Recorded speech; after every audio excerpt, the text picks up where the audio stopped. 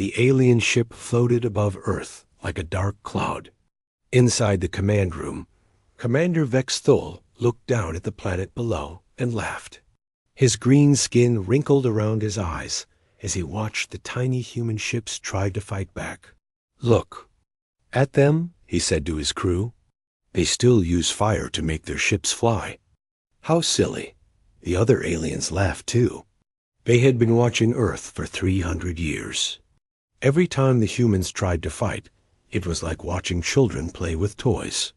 The humans had guns that shot pieces of metal. They had bombs that exploded with chemicals.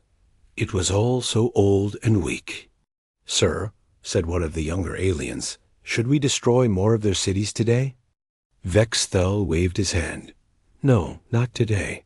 Let them live a little longer. They make us laugh." Down on Earth, Captain Jack Morrison crouched behind a broken wall. The city of New Angeles was in ruins around him. Tall buildings had fallen down. Cars were burned and twisted. The sky was always gray now because of all the smoke. Jack held his rifle tight. It was an old weapon, but it was all he had. Behind him, his team waited for orders. There was Lisa Coleman, who used to fix machines before the aliens came. There was Pete Rodriguez, who had been a soldier before the world ended. They all looked tired and hungry. "How many ships today?" Lisa asked. Jack looked up at the sky. 3 alien ships moved slowly through the air. They were smooth and quiet, like metal fish swimming through water. "Same as yesterday," he said. "They're not even trying hard." Pete spat on the ground. "They think we're bugs, not worth their time." That was the worst part. The aliens didn't even see humans as real enemies. They took what they wanted from Earth. They destroyed cities when they got bored. Sometimes they tested new weapons on people just to see what would happen. But they never tried to kill all humans. They kept some alive for fun. "We need to move," Jack said. "Intel says they're coming to this area soon." The team moved through the broken streets. They had learned to stay hidden. The aliens had machines that could see through walls and hear heartbeats from far away. But humans had learned tricks too. They covered themselves in mud and metal scraps. They moved when the alien sensors were looking somewhere else. They reached the old subway tunnel that led to their base. Down in the dark, other humans were waiting. There were maybe 50 people in their group. Some were soldiers like Pete. Others were regular people who had lost everything. They all had one thing in common. They refused to give up. "Any word from the other groups?" Jack asked. An old woman named Martha nodded. "Got a message from the group in Texas. They hit an alien patrol yesterday. Killed 2 of them." Jack felt a small bit of hope. It wasn't much, but it was something. Around the world, small groups of humans were fighting back. They couldn't win big battles, but they could hurt the aliens little by little. "What about Chicago?" Lisa asked. "Still quiet," Martha said. "But Dr. Wright is working on something." She won't say what. Dr. Susan Wright had been a scientist before the war.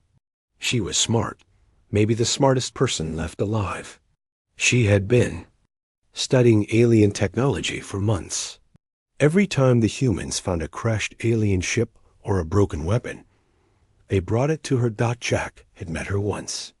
She was a small woman with gray hair and bright eyes. She never slept much and always had ink on her fingers from writing notes. She said she was close to finding something important, but she wouldn't tell anyone what it was. "Maybe she'll find a way to hurt them," Pete said. "Maybe," Jack replied.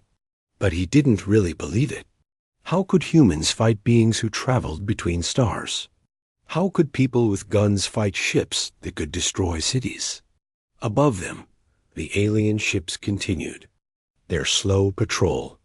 Inside the command ship, Vex Thul was reading reports from around the galaxy. Other alien races talked about Earth like it was a joke. They shared stories about the funny humans who thought they could fight back. "Commander," one of his officers said, "we lost 2 soldiers in the Texas region yesterday." Vex Thul barely looked up. How? Humans with explosive devices. They hid in the ground and attacked when our patrol was close. Vex Thul said.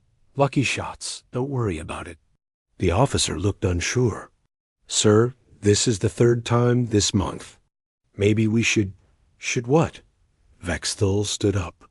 He was tall and thin, with long arms and sharp teeth. "Should we be afraid of primitives who fight with fire and metal? They are insects. Sometimes insects bite, but they never win." The officer stepped back. "Yes, sir." But in the dark tunnels below, the insects were planning. And in Chicago, Dr. Wright was making a discovery that would change everything. Dr. Susan Wright's hands shook as she held the alien device. She had been working in her underground lab for 18 hours straight. Empty coffee cups and food wrappers covered her desk. Papers with drawings and numbers were stuck to every wall. The device was small, about the size of a phone. It was smooth and warm to the touch. She had pulled it from a crashed alien scout ship 3 weeks ago. At first, it seemed dead. But when she connected it to power, it came alive with blue light. "This is it," she whispered. "This is really it." She had figured out how the alien technology worked. It was much more advanced than human tech, but it had a weakness. The aliens used something called quantum entanglement to connect all their machines. Every ship, every weapon, every computer was linked together in a giant network. The aliens thought this made them stronger. If one ship saw something, all ships knew about it instantly. If one computer learned something new, every computer in the fleet got smarter. It was like having one giant brain spread across thousands of machines. But Susan saw the problem. The aliens assumed that no other race knew about quantum entanglement. They built their systems to be invisible and unhackable by normal methods. But humans had been studying quantum physics for over a century. They knew things that the aliens didn't expect them to know. Her computer beeped. A message came through on the underground network that connected all the human resistance groups. It was from Dr. Alan Parker in Colorado. "Susan, I got your notes. You're right, the math works. We can do this." Susan smiled for the first time in weeks. Alan had been her colleague before the war. He was one of the few scientists who understood her work. If he agreed with her, then she wasn't crazy. She sent a message back. "How fast can you build it?"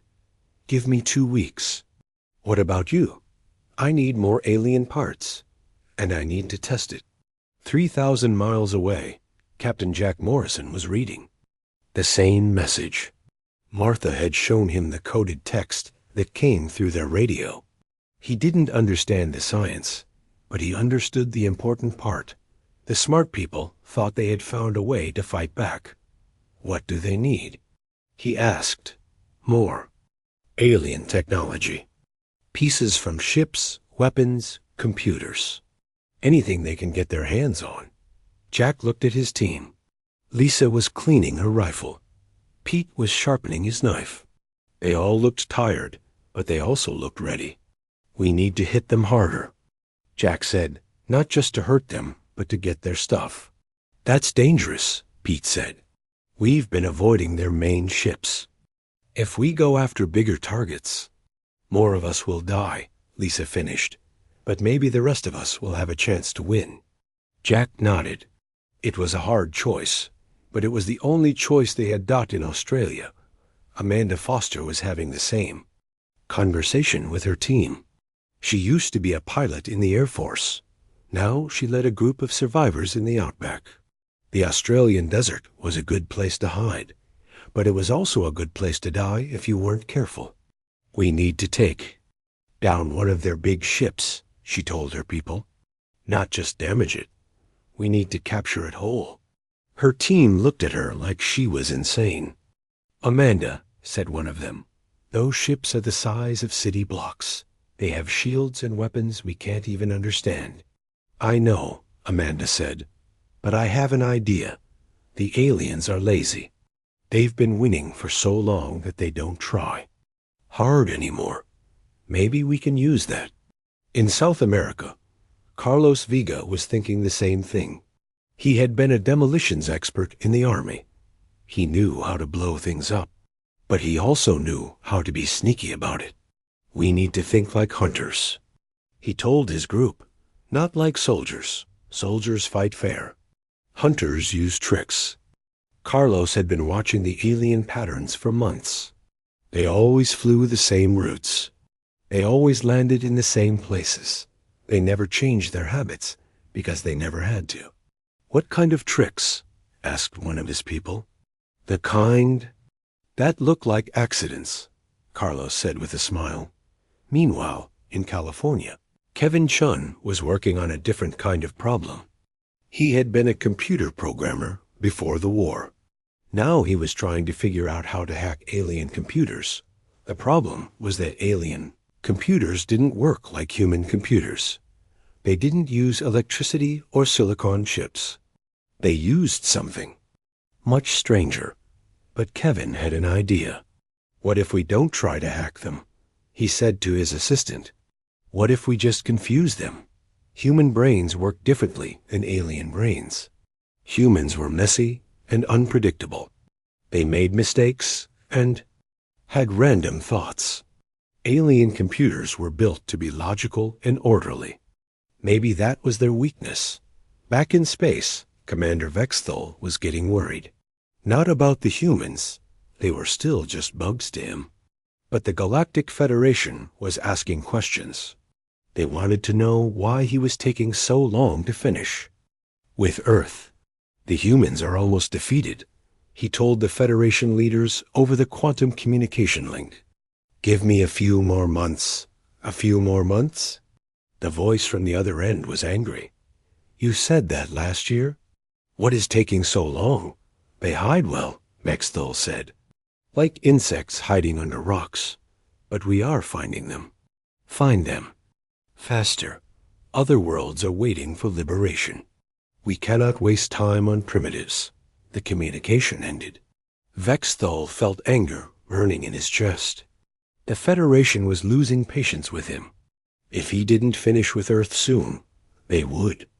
Send someone else to do his job. Increase the patrols, he ordered. Find every human hiding place. Destroy them all. His officers nodded and began sending orders to the fleet. But down on Earth, the humans were getting ready to surprise them. Dr. Wright had her breakthrough. The resistance groups had their plans.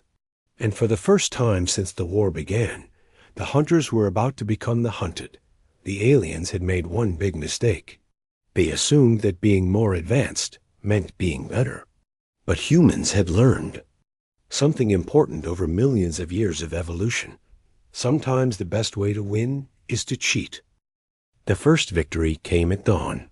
Amanda Foster crouched behind a sand dune in the Australian desert, watching the alien patrol ship through her binoculars.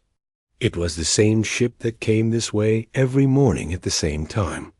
The aliens never changed their routine.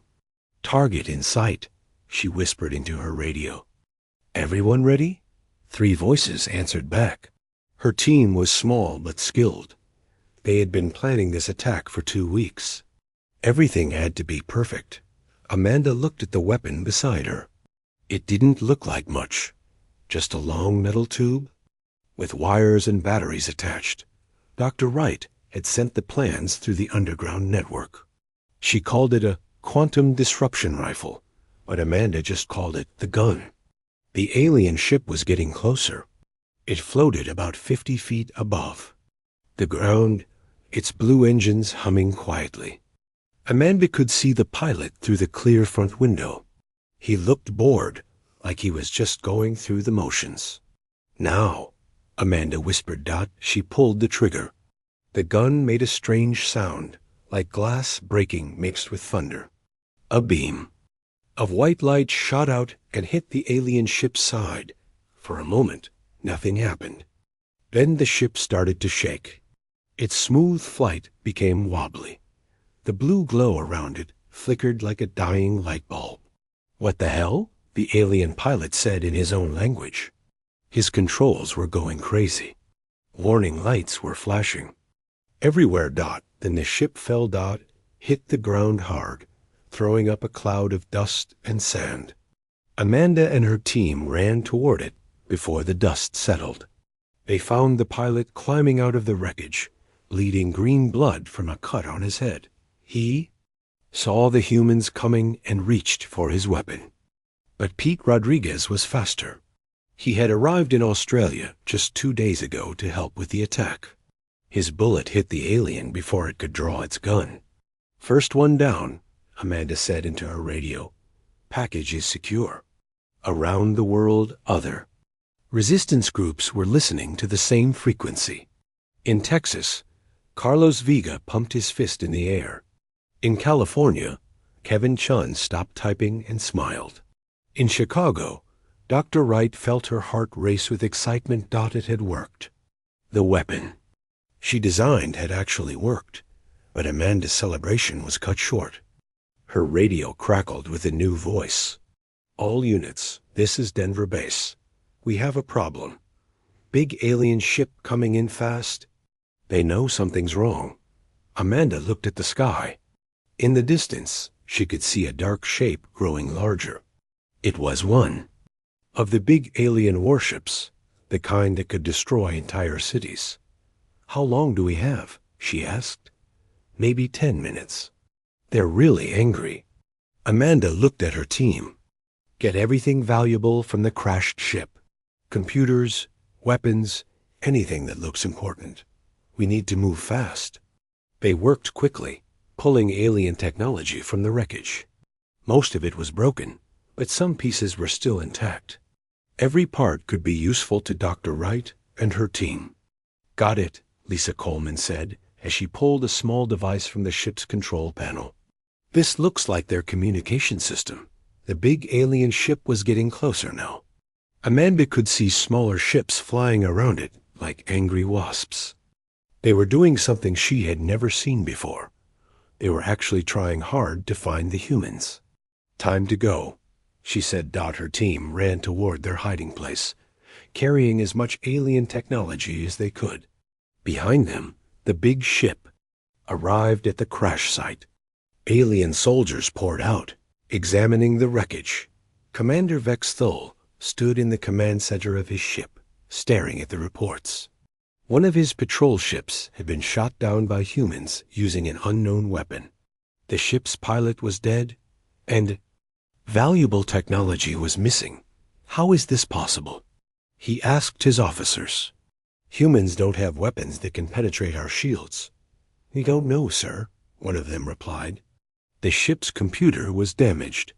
We can't tell what kind of weapon was used." Vex Thul felt something he hadn't felt in years: worry. The humans were supposed to be predictable. They were supposed to be weak. But somehow they had built a weapon that could hurt his ships. "Double the patrols," he ordered, "and change the flight patterns. No more routine flights." His officers looked surprised. They had never needed to change their tactics before. "Sir," one of them said, "do you think the humans are becoming dangerous?" Vex Thul wanted to say no. He wanted to believe that this was just a lucky accident. But deep down, he was starting to worry. "Just follow my orders," he said. On Earth, the news of the victory spread quickly through the resistance network. In every hidden base, humans were celebrating. For the first time in months, they had proof that they could fight back, but they also knew that the aliens would be more careful now. The easy victories were over. Jack Morrison was reading the reports when Martha came running into the command center. "Jack, we got a message from Dr. Wright. She says the alien technology we captured is even better than she hoped. She thinks she can build something bigger." "How much bigger?" "Big enough to take down one of their main ships." Jack felt his pulse quicken. The main alien ships were massive. They carried hundreds of soldiers and enough weapons to destroy entire countries. If they could take one down ... double quotes, what does she need? More alien technology. And she needs it from a bigger ship. Jack looked at his team. They all knew what that meant. They would have to attack a much more dangerous target. When do we start? Pete asked. Tomorrow, Jack said. We need to move fast before they change their defenses. In other parts of the world, other resistance groups were making similar plans. The aliens had made their first mistake by underestimating humans. Now the humans were going to make them pay for it. Carlos Vega was setting up explosive traps along the routes where alien ships usually flew. Kevin Chun was working on a computer virus that could spread through the alien network. Amanda Foster was teaching other groups how to build and use the new weapons. For the first time since the war began, the humans were working together like a real army. They were sharing information, coordinating attacks, and planning for the future. But they all knew that the real test was coming. The aliens would not underestimate them again. The next battle would be much harder. Commander Vex Thul stood at the window of his command ship, looking down at Earth. The planet that had been a source of amusement for so long was starting to look different. It was starting to look dangerous. Sir? His communication officer called out. We're getting reports from other sectors. More ships have been attacked. The humans are using some kind of new weapon. Vex Thul closed his eyes. The Galactic Federation was already angry with him for taking so long. If they heard that humans were actually fighting back successfully, they would remove him from command. Send a message to all ships, he said. No more games. No more taking prisoners. Destroy every human you find. The war was about to get much worse. But for the first time, the humans had hope. And sometimes, hope was the most dangerous weapon of all. The Battle of Denver started at midnight. Jack Morrison crouched on a rooftop, watching 12 alien ships move through the dark sky. They were spread out in a perfect formation, just like Dr. Wright had predicted they would be. Everyone in position? Jack whispered into his radio. Voices came back from around the city. Amanda Foster was hiding near the old airport with her team. Carlos Vega had set up his explosives along the main highway. Kevin Chun was in an underground bunker with his computers ready. Right? Are you set? Jack asked. Ready, came the scientist's voice. She was in a different bunker across town, sitting in front of a machine that looked like a giant radio. The quantum interference device is online. When you give the signal, I'll turn it on. Jack looked at his watch. They had practiced this attack for 3 weeks. Every person knew exactly what to do and when to do it. But they all knew that if it went wrong, most of them would die. Remember, Jack said over the radio, we're not just trying to hurt them. We need to capture one of their big ships intact. Dr. Wright needs their main computer. The alien ships were getting closer. Jack could see the blue glow of their engines reflecting off the broken buildings. Denver had been mostly empty since the aliens destroyed it 6 months ago. Now it was the perfect place for a trap. Signal from the lookout. Amanda's voice crackled through the radio. Big ship incoming from the north. Looks like their command vessel. Jack smiled. That was exactly what they wanted. The aliens were sending their best ship to deal with what they thought was just another small attack. Right, start the interference now. Jack ordered Dot in her bunker. Dr. Wright flipped a switch. The machine beside her began to hum with power.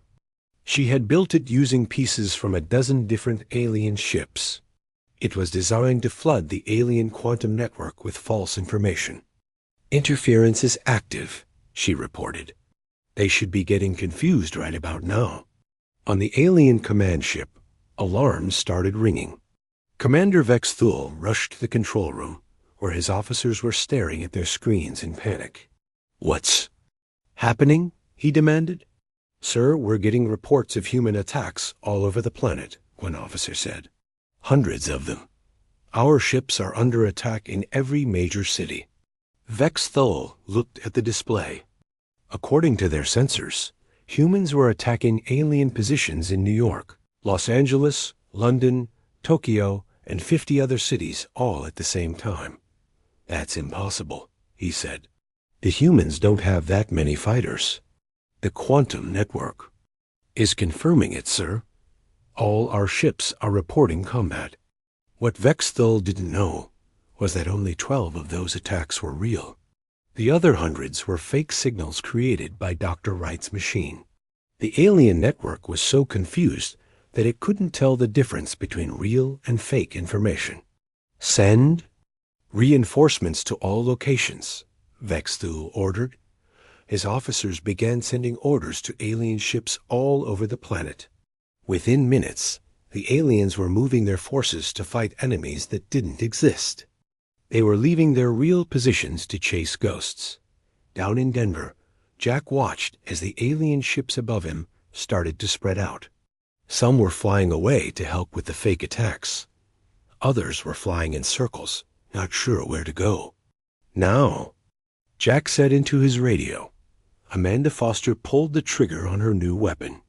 It was bigger than the one she had used in Australia, built from the technology they had captured. The beam of white light shot up into the sky and hit the nearest alien ship. The ship's shields flickered and died. Suddenly, it was just a flying machine without protection. Carlos Viga's explosives went off all around the city. But these weren't normal explosives. They were designed to create electromagnetic pulses that would confuse alien sensors even more. Kevin Chun's computer virus launched into the alien network through the quantum interference. A virus was designed to mimic human thought patterns, chaotic, random, and impossible for alien computers to understand. The alien ships started to malfunction. Their perfect formation broke apart as pilots lost control of their systems. 2 ships crashed into each other. Another one fell out of the sky and landed in the old football stadium. This is working better than I hoped, Dr. Wright said over the radio. Their whole network is falling apart. But Commander Vex Thul was not going to give up easily. He took personal control of his ship and flew it directly toward the source of the interference. If we can destroy their jamming device, we can get our network back, he told his crew. His ship was the biggest and strongest in the fleet. It had shields that could stop nuclear weapons and guns that could level entire city blocks. He was sure that no human weapon could hurt it. He was wrong. Amanda Foster had been waiting for this moment. She had moved to a new position with her strongest weapon, a prototype that Dr. Wright had designed specifically to take down the alien command ship. She aimed carefully and fired. The beam hit the alien ship's main shield generator. For a moment, nothing happened. Then cracks appeared in the ship's blue shield. The cracks spread like spider webs across the entire surface. Shields failing, one of Vex Thul's officers reported. Main power is dropping. That's impossible, Vex Thul said. Our shields can stop anything. Not anymore, Commander Foster said to herself as she watched the alien ship struggle to stay in the air. Jack Morrison and his team were already moving. They had planned for this moment. Using ropes and grappling hooks, they climbed up to the roof of the tallest building in the area. The alien command ship was trying to retreat, but its engines were failing. It was losing altitude fast. Pete, Lisa, get ready, Jack said. We're going to board that ship. Pete Rodriguez checked his weapon. Lisa Coleman made sure her equipment was secure. They were about to do something that no human had ever done before, capture an alien command ship. The ship was close now, maybe 50 feet above the building. Jack could see alien soldiers moving around inside through the windows. Jump, he said. Jack, Pete, and Lisa all jumped from the roof at the same time. They landed on the ship's hull with a loud thud. Immediately, alarms started ringing inside the ship. Humans on the hull. An alien voice shouted, "They're trying to board us." Jack pulled out a small device that Dr. Wright had given him. It was designed to cut through alien metal. He pressed it against the ship's hull and turned it on. The device made a high-pitched whine as it cut through the metal. Within seconds, Jack had carved a hole big enough for a person to climb through. "Here we go," he said, and dropped into the alien ship. Inside, the ship was chaos. Alien soldiers were running around, trying to figure out what was happening. The lights were flickering on and off. Smoke was coming from damaged computers. Commander Vexthul appeared in the hallway, holding a weapon that glowed with purple energy. "You will not take my ship," he said in English. Jack raised his rifle. "Watch me." The final battle was about to begin. But for the first time since the war started, the humans were winning. The aliens' greatest strength, their advanced technology, had become their greatest weakness. And in bunkers around the world, other resistance groups were watching and learning. The age of alien dominance was ending. The age of human rebellion had begun. The gunfight inside the alien ship was unlike anything Jack Morrison had ever experienced. The hallways were narrow and filled with strange blue light. Alien soldiers fired weapons that shot beams of energy instead of bullets. Jack dove behind a metal wall as purple energy blasts flew past his head. The alien weapons made no sound, but they left burn marks on everything they touched. "Pete, go left," Jack shouted. "Lisa, cover the rear." His team moved through the ship like they had trained for this moment all their lives. Pete Rodriguez used his military experience to find the best positions. Lisa Coleman used her engineering knowledge to understand how the ship was built. Commander Vexthul retreated toward the bridge, firing his weapon as he went. He had never fought humans up close before. He was surprised by how fast and clever they were. "Sir," one of his officers called out, "the humans have cut off our escape routes. We're trapped." Vexthul felt something he had never felt before. Fear. These primitive creatures were winning. They had taken his ship, confused his network, and destroyed his fleet. Everything he believed about human weakness was wrong. "Activate the self-destruct," he ordered. "Sir?" The officer looked shocked. "That will kill us all. Better than letting these animals capture our technology." The officer's hand moved toward the self-destruct button. But before he could press it, a bullet hit him in the shoulder. He fell to the ground, screaming. Jack Morrison stood in the doorway of the bridge, his rifle pointed at Vexthul. "Step away from the controls," Jack said. Vexthul looked at the human. Jack was young, maybe 30 years old. His clothes were dirty and torn. He had cuts on his face and mud in his hair. But his eyes were steady and determined. "You cannot win," Vexthul said. "Even if you take this ship, more will come. The Galactic Federation has thousands of ships." "Maybe," Jack said. "But they'll have to work a lot harder to get them." Behind, Jack, Pete, and Lisa entered the bridge. They quickly moved to secure the alien controls. "Lisa, can you figure out how to fly this thing?" Jack asked. Lisa looked at the alien computers. They were like nothing she had ever seen, but she was good at figuring out how machines worked. "Give me a few minutes," she said. Outside the ship, the battle was ending. Most of the alien ships had crashed or retreated. The ones that were still flying were damaged and confused. Dr. Wright was already working on the captured alien data. She had spread computer screens and alien devices across 3 tables in her lab. Her eyes were red from lack of sleep, but she was smiling. "This is incredible," she told Jack when he came to check on her. "Their technology is even more advanced than I thought. But it's also more vulnerable." "What do you mean?" "They built everything to work together perfectly. Every ship, every weapon, every computer is connected. It makes them very powerful, but it also means that if you can attack the connections, you can bring down their entire system. Jack looked at the alien devices on her tables.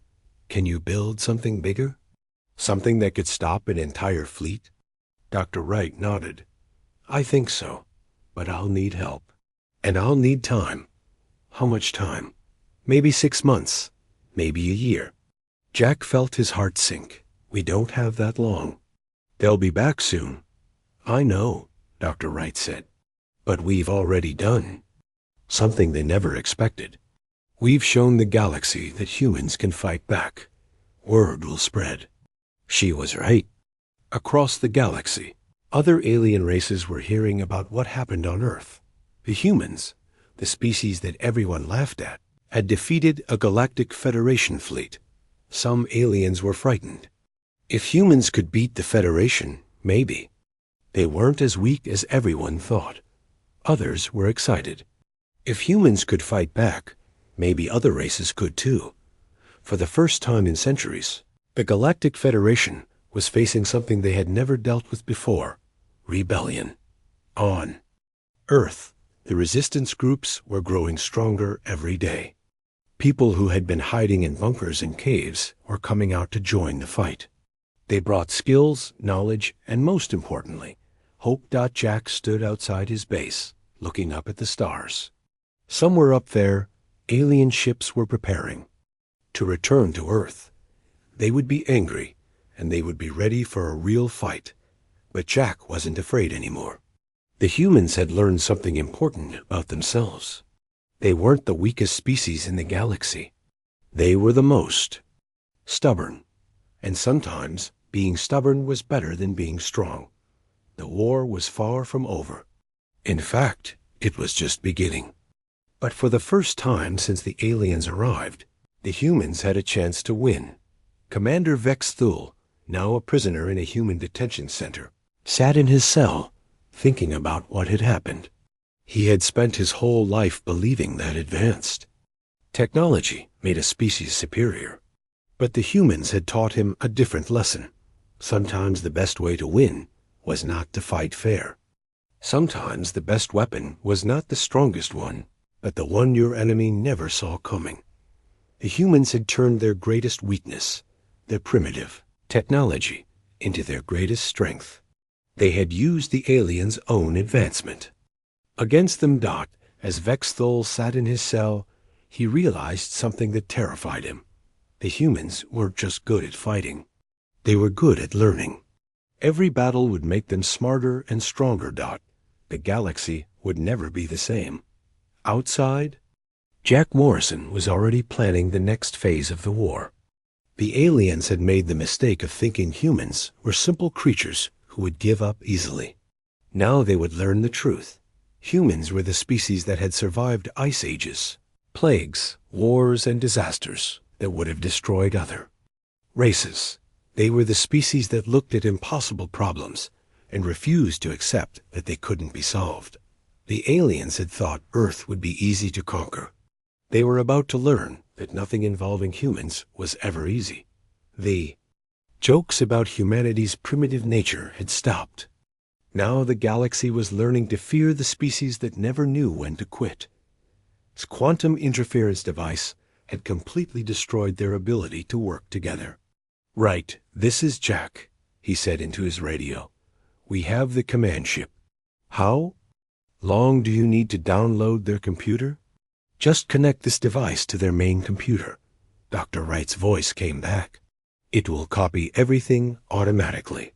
Lisa found what looked like the main computer terminal. She connected Dr. Wright's device to it. Immediately, lights started flashing as the device began copying alien information.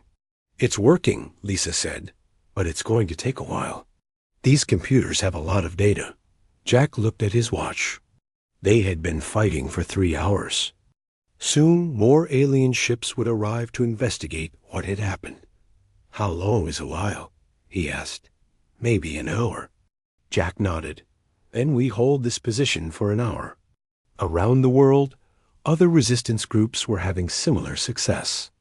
The coordinated attack had worked better than anyone had hoped. Alien ships were crashing in every major city. The aliens' quantum network was completely broken in California. Kevin Chun was watching data flow through his computers. The virus he had created was spreading through the alien network faster than he had expected.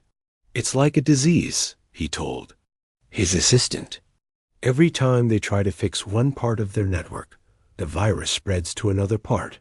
In South America, Carlos Vega was looking at the wreckage of an alien ship that had crashed into a mountain. His explosives had worked perfectly, creating an electromagnetic pulse that disabled the ship's engines. "We need to get their technology before more ships arrive," he told his team. In Australia, Amanda Foster was using her new weapon to shoot down alien ships as they tried to retreat. Each shot brought down another enemy. "They're running," she said into her radio. "The aliens are actually running away." But the biggest surprise was happening in space. The Galactic Federation had been monitoring the situation on Earth through their quantum network. When the network failed, they lost contact with all their ships. "What's happening on Earth?" the Federation commander asked. "We don't know, sir," his communication officer replied.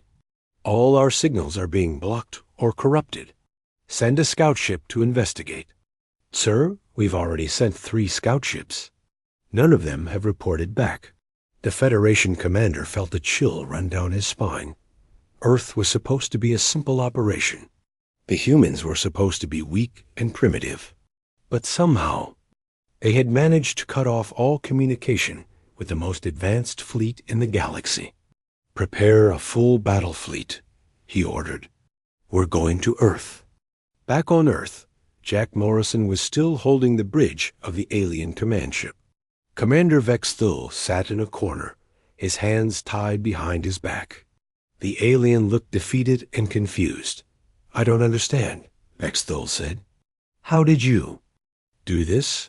Your technology is hundreds of years behind ours." Jack smiled. "That's exactly why we won. You thought you knew everything about us. You thought we were predictable. But humans are good at one thing. We adapt." "Your weapons are primitive," Vex Thul said. "Yeah, but they work. And more importantly, we know how to use them in ways you never expected." Lisa looked up from the computer terminal. "Download is complete. We have everything." Jack felt a wave of relief. They had done it. They had captured an alien command ship and stolen all its information. "Time to go," he said. His team quickly gathered everything valuable from the ship. They took alien weapons, computers, and communication devices. Everything would be useful to Dr. Wright and the other scientists. As they PR